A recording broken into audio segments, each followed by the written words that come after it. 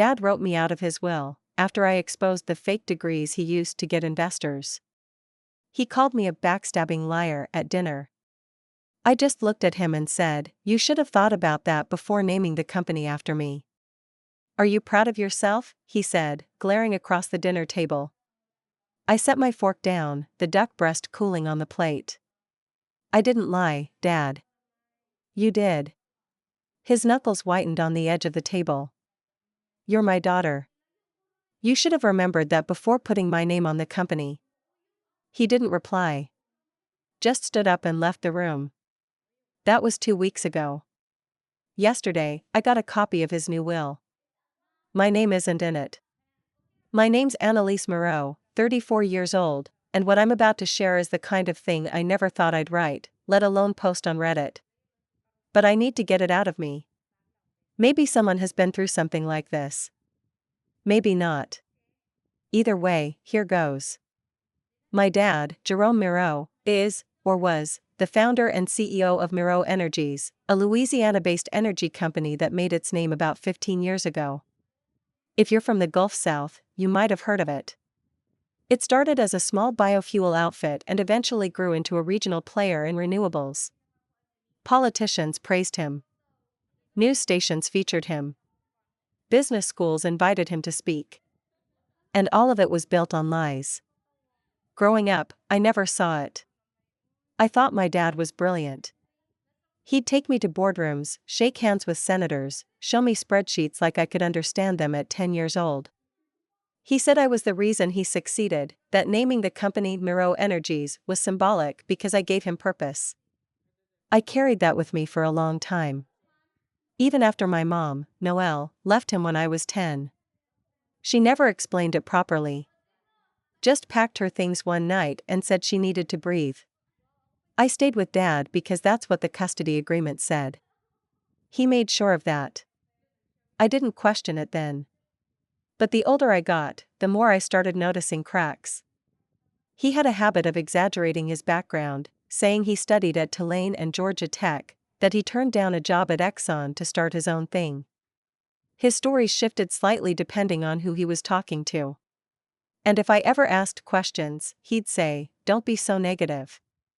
You have no idea how hard it was." I left Louisiana at 22 to go to grad school in New York. Studied corporate ethics, probably because, deep down, I knew I needed to understand how people like my father did what they did without blinking. I got a job at a mid-sized auditing and compliance firm that handled international investments. I was content. Nothing glamorous, but I believed in what I did. I hadn't talked to Dad in about a year when everything started unraveling. One day, I got assigned to a new client, a large Scandinavian fund looking to invest in American renewable energy companies. Guess who popped up on their shortlist? Moreau Energies. At first, I laughed. What were the odds? Then I tried to get reassigned, but my manager said I was the most qualified, local knowledge, energy background, etc. So I agreed. I figured I could look into it, write up a bland summary, and keep it professional. But the further I dug, the worse it got. My dad's credentials, the diplomas he framed and bragged about, weren't real. Georgia Tech had no record of him. Tulane said the same. His supposed dual MBAs? Fabricated. Even the earliest investor filings in the company were questionable. Some of the people listed as seed investors had passed away before the company even existed. Others were neighbors or acquaintances who had no idea their names were being used. I verified every detail, double-checked all documentation, and cross-referenced public records. It wasn't just shady bookkeeping. It was deliberate fraud, stretched over a decade. I brought it to my boss, who brought it to legal notice. The fund dropped Moreau Energies immediately. The SEC was contacted. Local news picked up whispers. My dad hadn't just lied to investors, he lied to everyone, including me. I didn't expect what came next. A week later, he called. No greeting. Just, "I need you to come home." I hadn't been back to Louisiana in 4 years, but something in his voice made me book the flight. When I walked into the house, his house, the one with wraparound porches and a carved family crest above the front door, it felt like stepping into a memory and a nightmare at once. The same cedarwood polish. The same smell of his cologne. The same grand dining room where I'd eaten 1,000 silent dinners as a teenager. He had dinner waiting. Fancy. Duck, roasted vegetables, wine. His new wife, Lorraine, sat quietly at the end of the table. She's maybe 5 years older than me. My half-brother Vance, still in high school, wore a blazer like he was already auditioning for a congressional seat. We made small talk. He asked about my job. I kept it vague. Lorraine complimented my earrings. Vance asked if I liked New York. Then, halfway through the meal, he set his fork down. "I just want to know why you did it," he said. Calm, like he was asking about the weather. I didn't pretend not to understand. "I did my job, Dad. You're my daughter. I'm also a professional. And what you did, what you've been doing, it's illegal. It's a fraud. You've humiliated me." "No," I said, "you did that yourself. I just told the truth." And then, the line. "You're a backstabbing liar." I looked at him for a long moment. You should have thought about that before naming the company after me. The silence that followed wasn't dramatic. It was just hollow. Like the air had gone out of the room. Lorraine looked like she wanted to disappear. Vance chewed slowly and kept his eyes on his plate. He didn't say another word the rest of the night. I flew back to New York the next morning. 2 weeks later, a courier delivered a copy of his will. I wasn't in it anymore. That was 3 months ago. Since then, I've been named in multiple articles, some calling me brave, others painting me as an angry, estranged daughter seeking revenge. He's been trying to spin it, of course. Talking about ungrateful children and family betrayals. He has a lawyer now who's been firing off letters to media outlets warning to sue for defamation. But the facts are there. They're not going away. The SEC is deep into an investigation. Private investors have started organizing lawsuits. Some of the political figures who once praised him have gone suspiciously quiet. Miro Energies is shrinking fast. I don't know what will happen to him. Last I heard, he sold the mansion and is living in a smaller place outside Lafayette. The company's headquarters, once Miro Tower, was sold off and renamed. It feels surreal. Like watching a slow collapse in real time. Part of me is numb. Part of me still can't believe I did it. That I became the person who finally held him accountable. But what choice did I have? You can't live your life cleaning up someone else's lies. Especially when your own name is stamped across them. Even now, weeks later, I still replay that dinner in my mind. Not because I regret it, but because it was the first time in my life I'd said exactly what I meant to him, without cushioning the blow. Growing up, I'd tiptoed around his ego like it was some sacred thing. He was always the loudest voice, the center of every room, the person no one challenged. But at that dinner table, I didn't flinch. The fallout after my report wasn't instantaneous, but it was relentless. My firm stood by me, which helped immensely. I met with our internal legal team several times, mostly to clarify timelines, confirm documentation trails, and ensure we had a defense ready in case my father came after me personally with a lawsuit. He didn't, though. I suspect his lawyers advised against it. Any public move on his part would have only drawn more attention to the mess. Word started spreading in the Baton Rouge business community faster than wildfire. A few anonymous tips to journalists added fuel to the fire. I know at least one came from a former employee at Miro Energies, a quiet guy named Nolan who used to handle compliance internally. We'd met years ago, back when I was interning there the summer before college. He always seemed cautious, maybe even a little paranoid, like he knew too much and didn't know what to do with it. After the story broke, he emailed me. Just 3 lines, "You did the right thing." We were all waiting for someone to speak up. I never had the guts. I stared at that email for a long time. It's strange how complicity works. Everyone knew something was off. They just didn't have proof, or they didn't want to be the first to pull the thread. I get it. My father had power, connections, and money. Speaking against him in Louisiana was like going up against a judge in his own courtroom. Back in New York, I tried to carry on as usual. I went to work, took my meetings, and joined ethics webinars. But something felt unmoored. I started having dreams about the house in St. Francisville. Not nightmares, just detailed, slow-motion scenes, walking up the curved staircase, hearing his voice echo down the hall, standing by the porch watching storms roll in over the hills. Sometimes I felt like a ghost in my own life. Like I had shattered one world and was still trying to find footing in the next. A few weeks after the story broke, I got a message from Lorraine. Not a call, just a long, unexpectedly vulnerable email. She said she was filing for divorce. That she felt crap. That she'd believed every line Dad ever told her. She had no idea the degrees were fake. She wasn't from Louisiana originally, she met him at a conference in Dallas years after the company was already established. To her, he was already successful. She had no reason to question anything. I thought he was the kind of man who builds. But he just arranges things to look that way. She also asked if I wanted to talk, just once. She didn't say to forgive or to explain herself. Just to talk. I said yes. We met for coffee over Zoom. She looked tired, but calm. Like someone who had been holding her breath for years and finally exhaled. We didn't talk about love or betrayal. Mostly, we talked about Vance.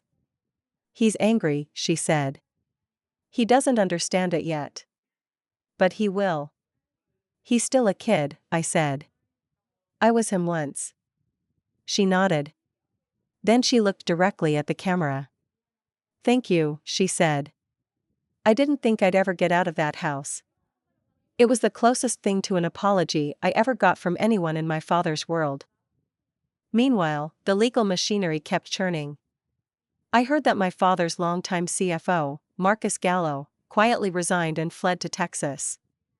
Rumor had it he'd taken a job under a pseudonym at a small firm in El Paso. Probably hoping to lay low until the dust settled. But it's hard to hide when your name's on the same documents that got flagged by federal auditors. Miro Energies tried to salvage what was left. They issued statements about internal restructuring and commitment to transparency. They claimed that certain errors in representation were due to record-keeping oversights and historical miscommunication. But investors weren't buying it anymore. The illusion had cracked too far. And then something happened that hit harder than I expected. The Baton Rouge Advocate ran a long-form profile piece about the downfall. It was neutral, as far as tone went, lots of alleged and pending review, but it featured a quote from me. One I'd given in a brief call with the journalist, not expecting it to run. It wasn't revenge. It was accountability. If my name is going to be on a building, it shouldn't be built on lies. Seeing it in print, on a paper my dad used to read every morning, felt surreal. That quote spread. It ended up clipped and shared on LinkedIn, in business ethics circles, in Reddit threads. Some people called me brave.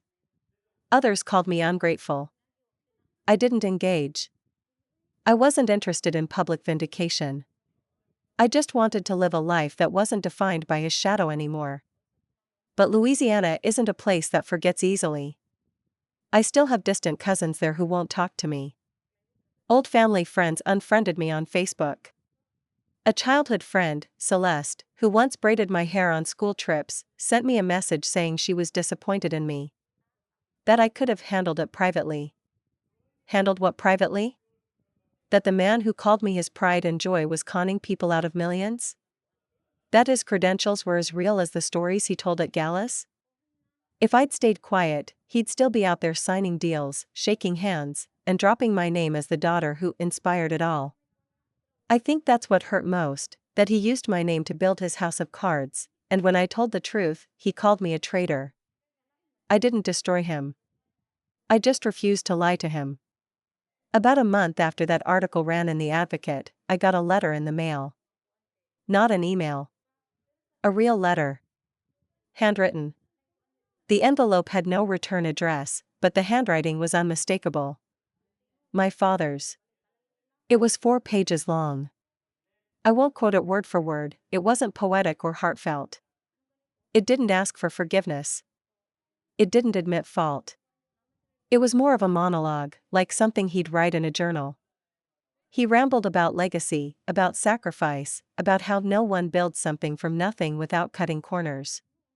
He said I had no idea what he had to do to keep the company alive.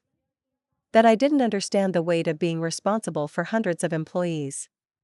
He used that word again, betrayal. I folded the letter back up and left it on my windowsill. I didn't respond. Not long after, I got a call from my uncle, Adrian, my dad's younger brother. We hadn't spoken in years. He's a real estate attorney in Lafayette, more low profile than my father, but sharper in his own way. I'm sorry for the silence, he said. I wanted to stay neutral, but I guess silence isn't neutral, is it? I told him it wasn't. He asked if I wanted to grab lunch the next time I was in town. I didn't commit, but it was the first olive branch anyone in the family had extended. That meant something. Then he said something I didn't expect. Your father was always scared of you, you know. I let out a short laugh, thinking it was a joke. Of me? You were the only one he couldn't manipulate. Not fully. You questioned things. Even as a kid. He hated that. I thought about that for days after the call. Was that why he always kept me at a distance? Why did he parade me around at events but never really heard me? The next few weeks felt quieter. The investigation pressed on, but my name wasn't dragged through the headlines anymore. I got an invitation to speak at a conference on corporate whistleblowing in Boston. I turned it down. Not because I was ashamed, just because I didn't want to become the poster child for anything. This wasn't a brand. It was my family. One morning, as I was walking to my apartment in Brooklyn, I noticed something odd in my inbox. A contact form submission from my personal website. I rarely used it, it was mostly a portfolio I kept updated for professional purposes. The message was from someone named Ellery Bennett. I almost deleted it, assuming it was spam. But the subject line caught me. I knew your father. We should talk. Ellery turned out to be a former investor, one of the original ones, apparently. He lived in Mandeville now, retired, early 70s. He put a decent chunk of his savings into Moreau Energies in its infancy. His message wasn't angry. He didn't warning me or blame me. In fact, he thanked me. He said he always suspected something was off. That the numbers never quite made sense. Jerome always had an answer, but the answers were a little too smooth. He said he felt like a fool, but also strangely relieved that the truth was finally out. He wanted to talk in person, maybe share some documents he still had. I wasn't sure. I sat on it for a few days. Eventually, I said yes. We met at a small cafe near Covington on a weekend trip I took down south. Ellery was soft-spoken, wore a wrinkled fishing hat, and drank his coffee black with 2 sugars. He brought a folder full of old letters, emails, and business brochures from the early years. I flipped through them while he talked. I believed in him, he said. Not because of the numbers. Because of how he talked about you. Said he was building something for you to inherit one day. I didn't say anything. I just kept flipping through the papers. There were notes my father had written in the margins of draft proposals. Phrases like use university angle here and equals trust point for investors. It made my skin crawl. I realized then that I was never the reason for his success. I was the justification. He used me to soften the pitch, to humanize his operation. Not because he saw me as a partner, but because I made him look like a family man with a legacy to protect. Ellery sighed and looked out the window. Sorry you had to be the one to clean it all up, he said. should have happened a long time ago. We parted on good terms. I left the meeting feeling not vindicated, but seen. And that counted for something. Later that night, I drove past the old company headquarters. It had been stripped of everything, no more Miro Energies on the signage. The parking lot was almost empty. A different logo now sat on the front glass, something corporate and colorless. Bayou Energy Partners, I think. I parked and sat for a while. Just stared. That building used to be a monument to him, and to me, by proxy. I remember the grand opening. I was 15. He made a big speech about building something that would outlast us all. There was ribbon cutting, champagne, and flashbulbs. Now it was just a hollow shell. A failed promise. A name erased. A few days later, I got another letter. This time, from Vance. It was short. Maybe half a page. But it was honest. He said he was angry and confused.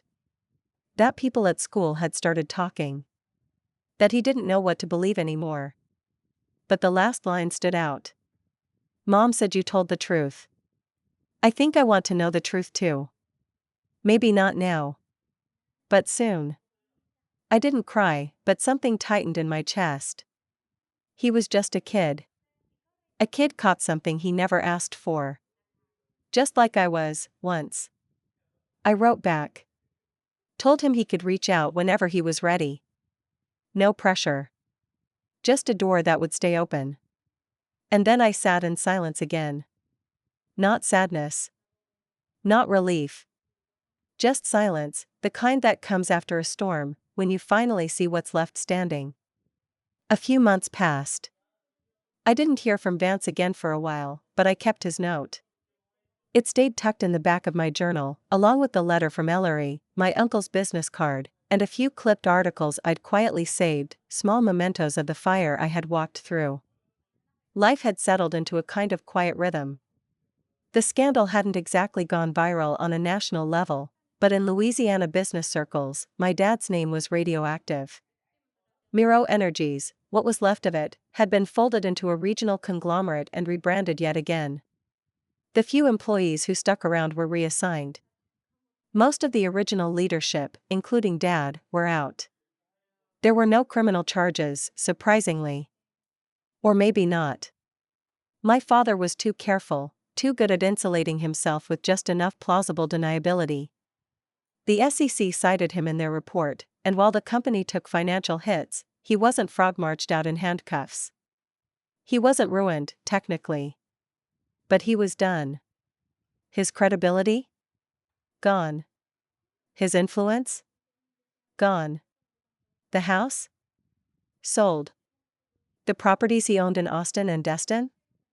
Liquidated quietly to pay off legal settlements. The speaking gigs dried up. The board seats vanished. His LinkedIn hadn't been updated in a year.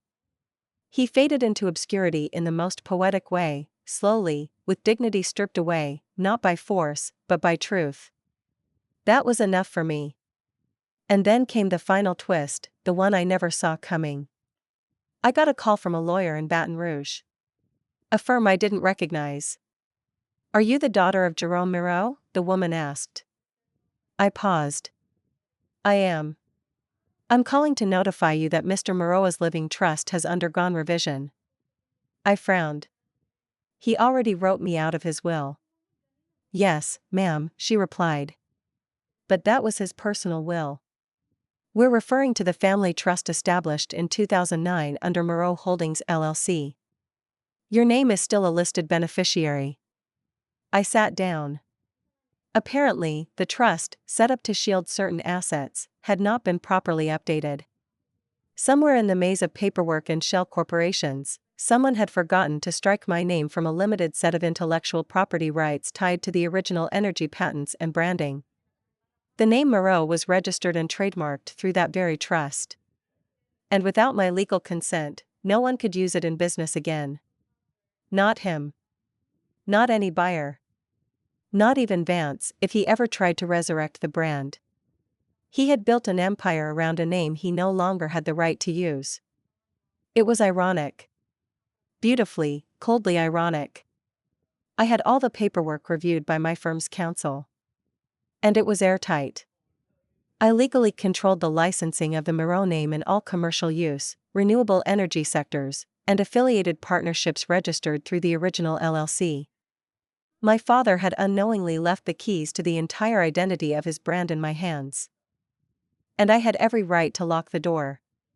When the holding company that had acquired what was left of Miro Energies tried to relaunch the brand under a new solar initiative, they sent me a boilerplate request for name usage rights. I denied it.